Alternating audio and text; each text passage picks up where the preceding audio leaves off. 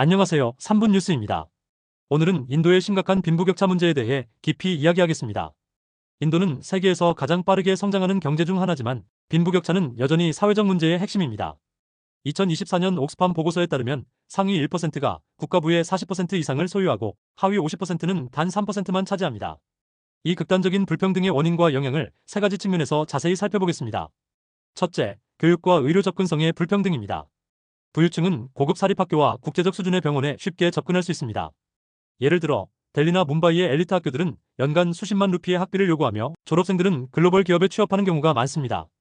반면 빈곤층은 공립학교나 기본 의료시설에 의존해야 하지만 이들 시설은 자금 부족과 관리 부실로 질이 낮습니다. 유니세프 데이터에 따르면 인도 농촌 지역 아동의 30% 이상이 초등교육을 마치지 못하고 영양실조와 예방 가능한 질병으로 사망하는 아동도 수십만 명에 달합니다.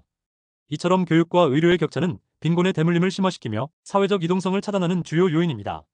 둘째, 일자리와 소득 불평등입니다. 인도 경제의 약 80%는 비공식 부문에 의존하며 이곳에서 일하는 노동자들은 건설, 가사, 노점상 등 불안정한 직업에 종사합니다. 이들은 최저임금도 보장받지 못하고 사회보장 혜택도 거의 없습니다.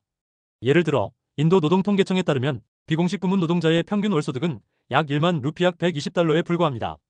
반면 IT, 금융, 제약산업 같은 고소득 직업은 주로 고학력, 도시 엘리트들에게 집중되어 있습니다. 벵갈루루의 IT 전문가는 연간 수백만 루피를 벌 수 있지만 이런 직업은 전체 노동력의 5% 미만에 해당합니다. 이 구조적 불균형은 빈부격차를 더욱 벌리고 중산층으로의 진입을 어렵게 만듭니다. 셋째, 정부 정책과 제도의 한계입니다. 인도 정부는 빈부격차 해소를 위해 세금 제도와 사회복지 프로그램을 운영하지만 효과는 제한적입니다.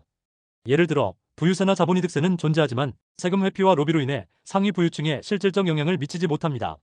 또한 빈곤층을 위한 식량, 보조금이나 주거 지원 프로그램은 부패와 비효율적 집행으로 자주 비판받습니다. 세계은행 보고서에 따르면 인도의 사회복지 예산 중 상당 부분이 목표 수혜자에게 도달하지 못하고 있습니다. 더욱이 농촌 지역의 인프라 개발이나 직업훈련 프로그램은 자금 부족으로 확대되지 않고 도시 중심의 경제 정책은 농촌 빈곤층을 소외시킵니다. 이러한 정책적 한계는 빈부격차를 줄이는 데 필요한 구조적 변화를 저해하고 있습니다. 결론적으로 인도의 빈부격차는 교육, 일자리, 정책의 불평등이 얽힌 복합적인 문제입니다.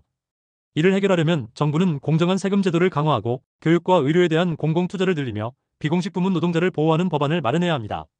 동시에 시민사회는 이 문제에 대한 인식을 높이고 불평등 해소를 위한 공동의 노력을 기울여야 합니다. 우리 모두가 이 심각한 도전에 맞서 변화를 만들어갈 때입니다. 시청해주셔서 감사합니다.